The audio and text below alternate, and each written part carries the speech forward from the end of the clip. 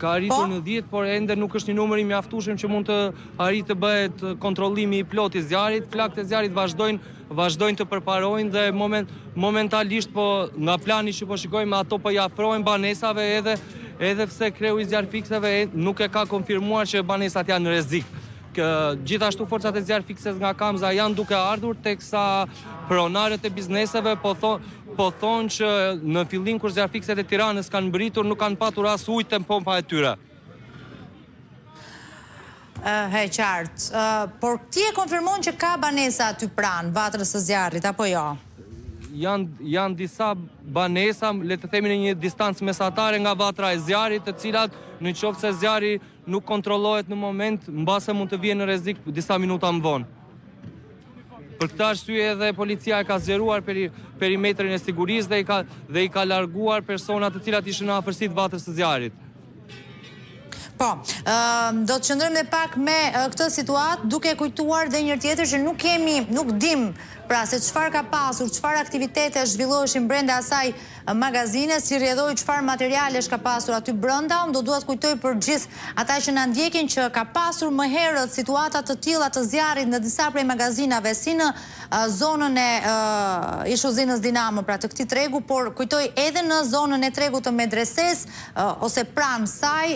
ku ka pasur magazina që kishin mbanin materiale me polisterol e kështu me radhë që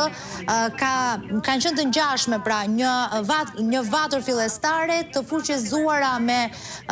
flak shumë të mëdha brenda pak minutash dhe me një zjarr që kthehet në të pakontrollueshëm. E ngjashme është dhe kjo situatë e sotme. Nuk dihen sigurisht shkaqet,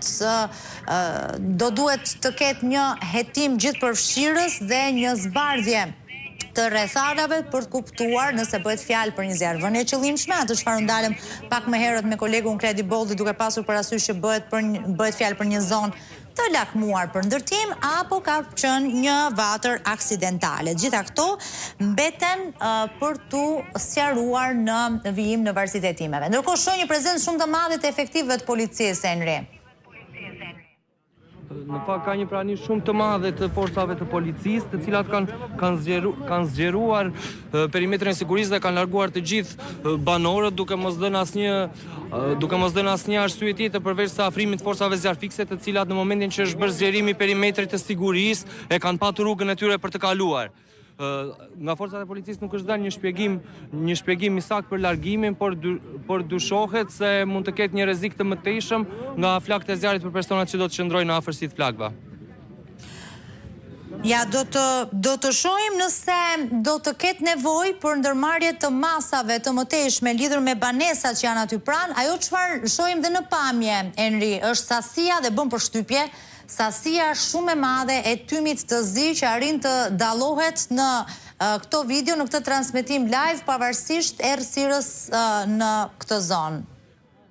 Në fakt e gjithë zona këtu përreth është e mbuluar nga tymi armela dhe është përhapur me një shpejtësi tepër të madhe. Shikojmë që edhe banesat dhe bizneset përreth janë të gjitha të mbuluara nga tymi në momentin që ne po raportojmë nga këtu live, teksa ende nuk ka një raportim të qartë mbi shkaqet e zjarrit nga forcat zjarrfikse apo forcat e rendit. Mirë, kjo është situata deri në këto momente në një zjarr që me çfarë kuptohet duket që është bërë pavarësisht se zoti Qendro pak çaste më parë tha që është situata nën kontroll, po zjarri është shumë i madh, duket në fakt sikur situata nuk mund të thuhet ende që është nën kontroll, sepse vatrat e zjarrit duket qartësisht që janë shumë të forta, po duke pasur parasysh dhe këto elementet e tjerë, pra banesat që janë aty pranë, do duhet të pritet për të kuptuar se me çfarë masash do të vijohet. Ndërkohë shohim një banor, është banor apo biznesmen? Është një banor, është një nga biznesmenët që është në pronësi të një prej dyqaneve brenda magazinës, i cili ka tentuar të hyjë brenda ambientit të perimetrit të sigurisë, i cili është ndaluar me njëherë nga forcat shqiponja me sa po shikojmë dhe tenton të hyjë brenda biznesit të tij. Janë forcat e policisë të cilët e kanë ndaluar të hyjë ata edhe pse po vazhdon përpjekjet e tij shoqëruar nga mbrapa dhe nga disa banorë të tjerë, të